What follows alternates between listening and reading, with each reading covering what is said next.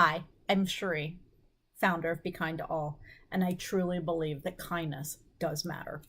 I believe that people deserve to be treated as equal, and I believe that discrimination, no matter what the reason, can no longer be tolerated. So lately, I've been diving deeper into the Me Too movement and how this correlates with the information that I already have within my videos. And what I found is a lot of overlap and a lot of information that we need to talk about and we need to spread so that we can help educate women. So I created a training document, and I even had a Me Too talk at my local library. I was featured on the news for that one. And I'm here now to share this with you because we need to educate on where we are, freaking how we got here, because that's really, really important, and what we can do to change our future. So we need to be having these Me Too discussions in every town in the USA, because at this point, us keeping silent isn't helping anything. We need to stop allowing the patriarchy, the misogyny, the strict father morality that keeps women oppressed. The time is here for no more silence. And I know that's hard, but together we can create a world of equality. But it will take us having those hard conversations and calling out the bad behaviors. Just recently, I had something pop up where somebody was telling me a story about how this man was saying these bad things about his female supervisor. And yet this woman had done so much for this man, and he's calling her names. And I look at both of them, I'm like, did you call him out on it? I said, that's inappropriate. And they looked at me like I was a little crazy. And I'm like, nope, you should call him out on it, because allowing that bad behavior to continue is what continues the bad behavior. If we don't step up and say something, it's going to continue. For example, if you are out at a restaurant and you see a waitress being sexually harassed, you need to say something. The waitress may not even realize, because she may have been taught, because of strict father morality, that it was okay for men to do that. It's not okay for that stuff to happen, and we need to call it out. And you know what? You should expect your significant other to be on your side as well, because we can't do this alone. So the time has come for us keeping our mouth shut to end. We've got to talk about this. So I created this great training, and I'm going to go through that with you guys here in a second. And I really appreciate you guys tuning in.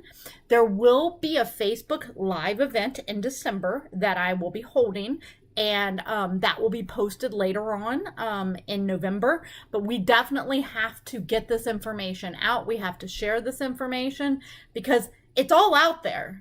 I just put it together for us in a way that will help us understand where we are, how we got here, and what our path forward is.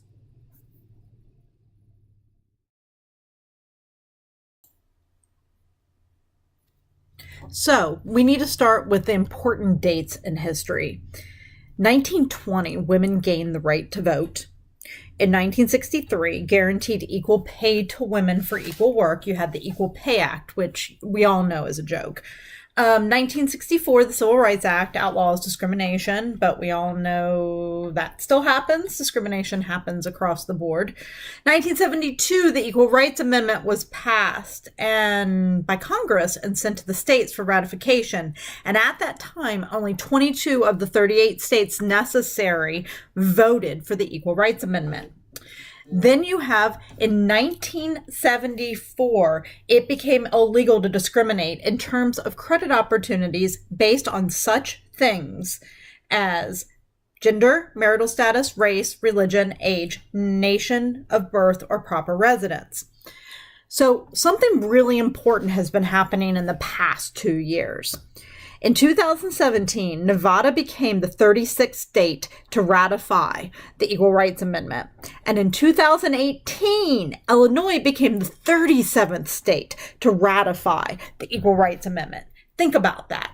Because the Equal Rights Amendment is unfinished business in our Constitution.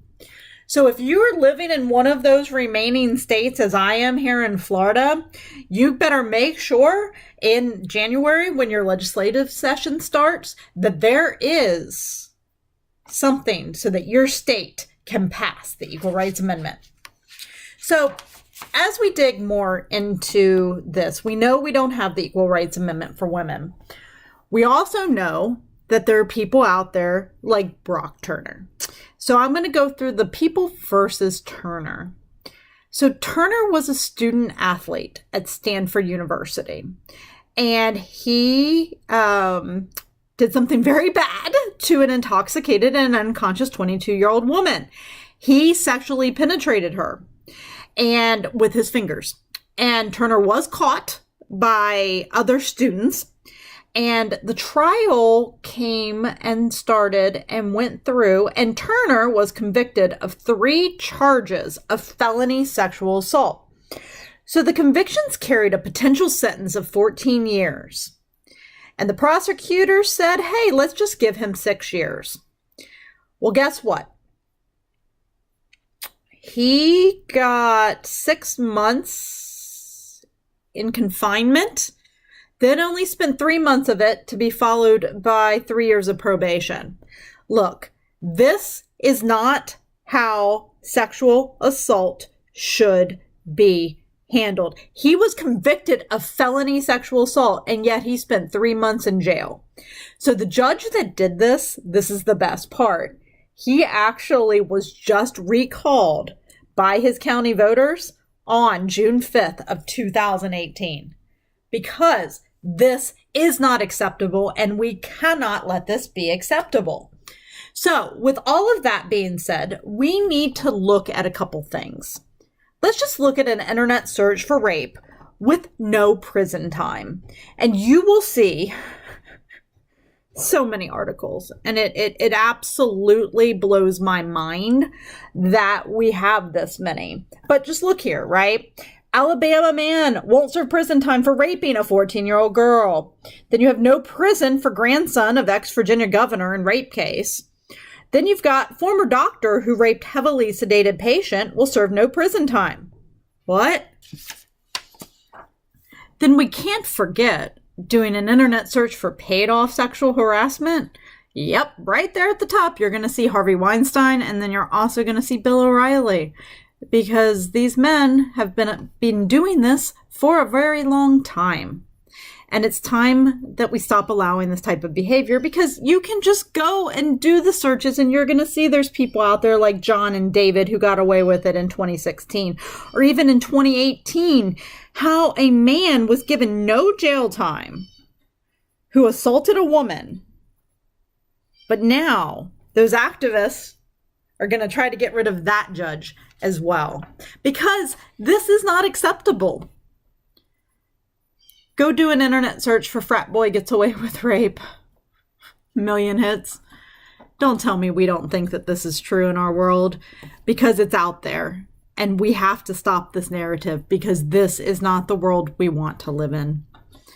So I went and I placed a tweet out around the Kavanaugh issue. And I just put it out there, and I put out, fathers, your attitude now towards Kavanaugh will determine if your child tells you when it happens to them. Well, guess what? I get back from this awesome person. Fathers, great teaching moment to your daughters, not to use their sexuality as a weapon. Great teaching lesson on honesty, integrity, and being truthful. Right there tells you the divide.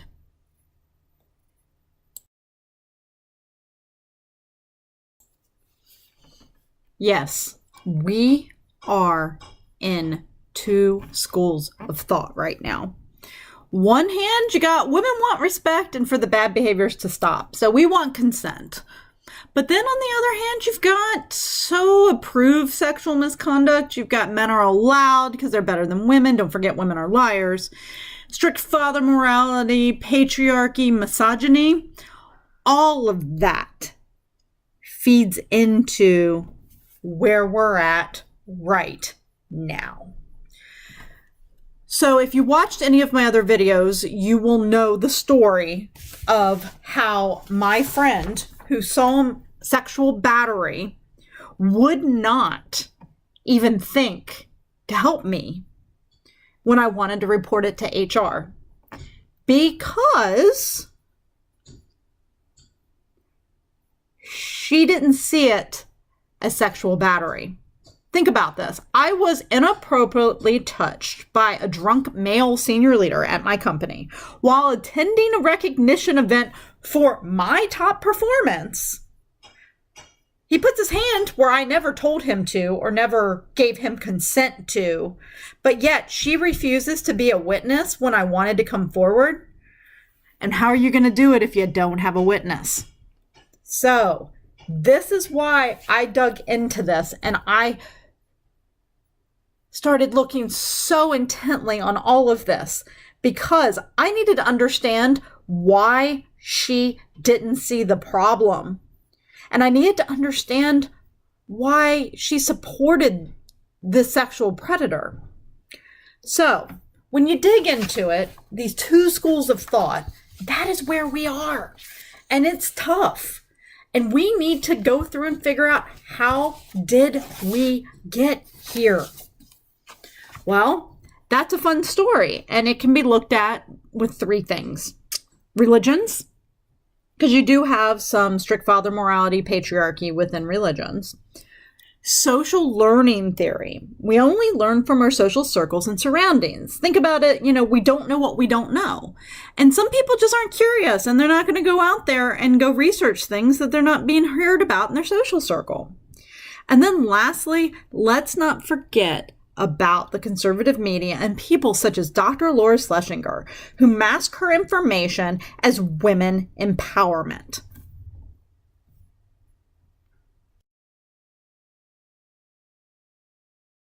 So, Dr. Laura Schlesinger, if you haven't read her book, Care and Feeding of Husbands, I would not recommend it, because literally right there in the introduction, and I've got it all printed out right here, right there in the introduction, in the proper care and feeding of husbands, there's two quotes. One says, as a man, I can tell you our needs are simple. We want to be fed, we want our kids mothered, and we want loving. That is thanks to Vince. And then don't forget, men are only interested in two things. If I'm not horny, make me a sandwich. And that's from John. So the entire book is about how women have the power and they just need to be subservient and do what their husband says. So I'm just going to give you some highlights and you can read it. And I guarantee you all of this is from the book. I read it multiple times because I couldn't believe wow. All right. If a husband wants sex, then you need to give it to him, even if you don't want to. Let's not forget, if a wife withholds sex, this will lead to a damaging, hurtful rejection for the husband. Women should chart their menstrual cycle, and on those days, what they are feeling isn't true. And they should keep their mouths shut. Wow. All right. Women should always make time for their man, no matter what. The feminist movement is ugly because it supports personal success, acquisition, accomplishment, and power instead of love, marriage, and family. If a man forgets an anniversary or birthday, then it's your fault for ignoring him. Husbands shouldn't have to listen to women's issues because they've had a tough day at the office. If a man cheats on you, this is one of my favorite, it is your fault for tossing his feelings aside and not treating him like number one. Women's feelings are not facts, and we should not express them to keep the peace. Women must feed men in their belly, their sexual drive, and their ego to make them happy. An elevation of women is connected to the downgrading of men. And lastly, women have been brainwashed to feel hostile towards men from the time they have been little girls. Holy crap. This is such ingrained misogyny. This is ingrained sexism. This is like all of it wrapped together. We would rather blame women and have women take all the responsibilities instead of facing the truth that men need to step up. Even this one, when I found this was great. Even a Southern Baptist leader was caught on tape saying to an abused woman that she needed to pray and submit to her husband to fix the problem. This is not acceptable. But can we blame ourselves for what we're doing here?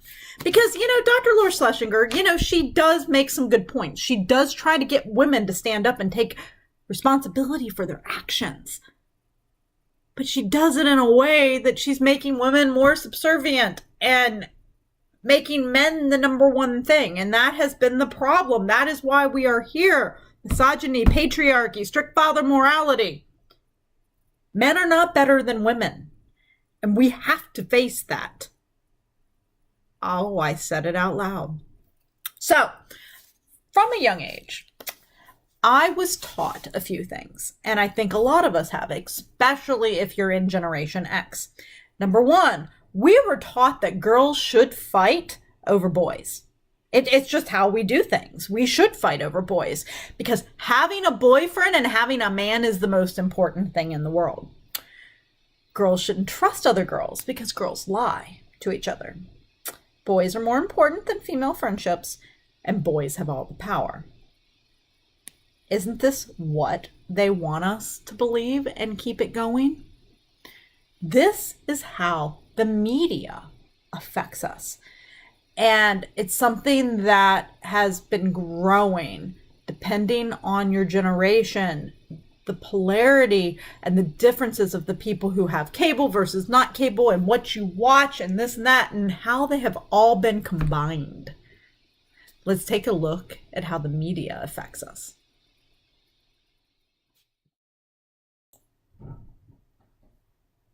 So, as you can see, there's really just 7 companies that are controlling most of the media within the United States. And before we go through that list, I just want to put out there that all 7 are run by white males, with top leadership at these companies being at least 90% men. There are no women, not enough women, I should say. There are women, just not enough women. So there are 7 companies: Comcast, Fox, Disney, Viacom, AT&T, CBS, and Netflix. Seriously, just look at this.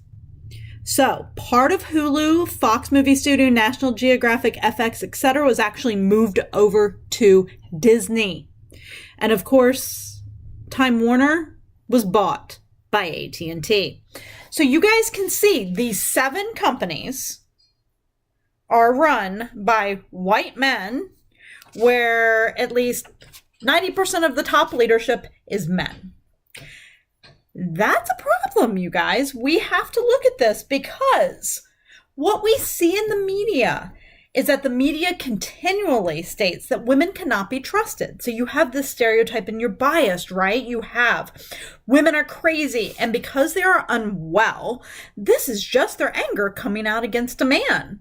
Or women lie to get what they want from a man. Now, I'm not saying those things don't occur. What I'm saying is that when you perpetually see it, don't you start to believe it? You have the media showing women competing for men in reality shows like The Bachelor. And then you also have the media showing women that their self-worth is based on being pretty, being liked, and having a boyfriend. And police and companies are not caring or believing women when they are reporting that harassment or assault. And that's what leads us to how the perpetrator is owning the story. The victim and the survivor is fighting back. But the perpetrator is being allowed to shape the story, where they blame the victim, where they're gaslighted, of course. And they let just misogyny and patriarchy run its course because we've been taught boys will be boys. Or don't even think about trying to change a dirty old man. Because it is what it is. We don't want to rock the boat. Think about this. We literally are letting the perpetrators run the story. And it's really interesting because then when you dig into the numbers, up to 75% of harassment victims experience retaliation when they spoke up. The EEOC in 2016 reported that up to 85% of women report they have been sexually harassed at work. About 80% of women who have been harassed leave their jobs within 2 years. I, myself, am one of those women. And this job change can diminish their earning power because they start over, right? How does this affect the pay equality? You know, since 2010, employers have paid out almost $700 million to employees for sexual harassment through the EEOC pre-litigation process alone. Just imagine how much more money is being spent in arbitration that the EEOC doesn't even get involved in.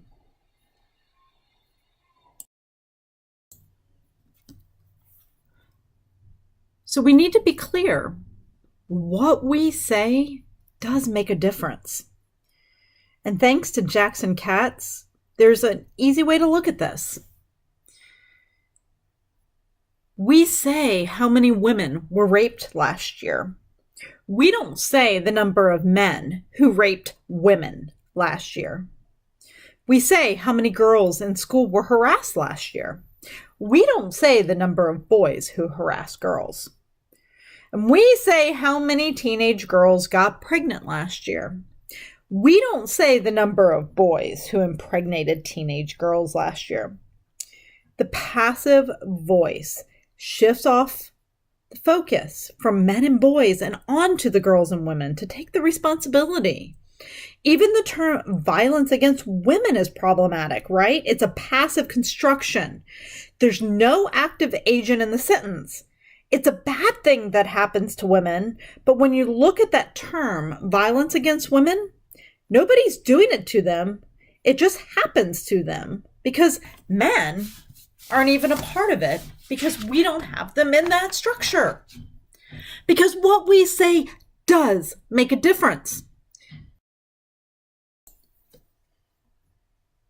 Just look at these numbers. You see, 1 in 4 women and 1 in 7 men will experience severe physical violence by an intimate partner. Over half of all female and male victims of rape, physical violence, and or stalking by an intimate partner experience some form of intimate partner violence for the first time before 25 years of age. 1 in 10 women in the United States will be raped by an intimate partner in her lifetime. Where's the man in that equation? Nearly half of all women and men in the United States will experience psychological aggression by an intimate partner in their lifetime. What we say makes a difference. And when you look at this, is it any wonder why this is happening? Look at our sex education system. As it is right now, only 24 states and the District of Columbia mandate sex education in public schools. And of that, only 8 states require mention of consent or sexual assault.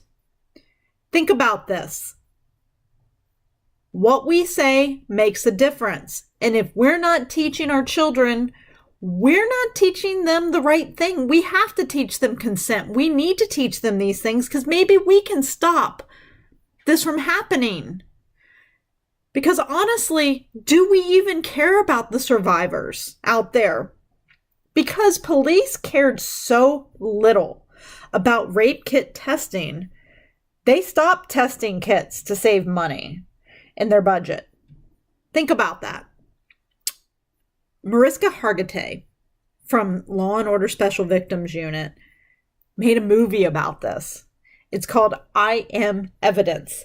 And you will see what has happened, because do they really care about a woman who has been raped? Because this policy decision to save money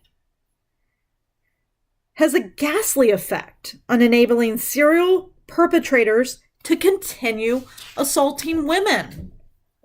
So is it any wonder we are where we are right now?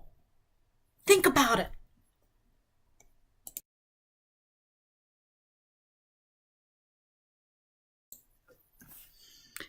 Isn't it time that we change this narrative? Our path forward is not going to be easy, but we have to do it. We've got to talk to people with these different opinions, and we need to share our experiences, and we need to share the information you've learned here today. Because what we don't know, we don't know. Again, back to social learning theory. If you don't know, you don't know. So we have to help educate other women so that we can change our future. We need to change how we say things, to state things in the active voice. Instead of saying that Jane was raped, we need to say John raped Jane. And we need no more silence. We need to report these bad behaviors and these perpetrators, and we need to speak the truth. We've kept our mouths shut for too long, and it has gotten us nowhere but to this really bad place we're in right now. But we can change it, because we are going to go out, and we need to change our education system to teach consent. And we also need to learn and understand how manipulation tactics are used to help silence victims, such as gaslighting. And you can see that video over at my website. So I don't want us to get discouraged, because change is happening, you guys. It is. We just got to keep it going. At Nike, a revolt led by women led the way to the exodus of male executives. NBC News chief Andy Lack is facing scrutiny over handling claims of sexual harassment. And don't forget, CBS CEO Moonves resigned amid new allegations of sexual misconduct. We can do this. And I want to do this together with you guys, and I want to help you guys with this. So please, I hope you join me in December. I don't have the date yet, but it will be out soon. I hope you guys join me and we get this information out there, because we are the change. Thank you.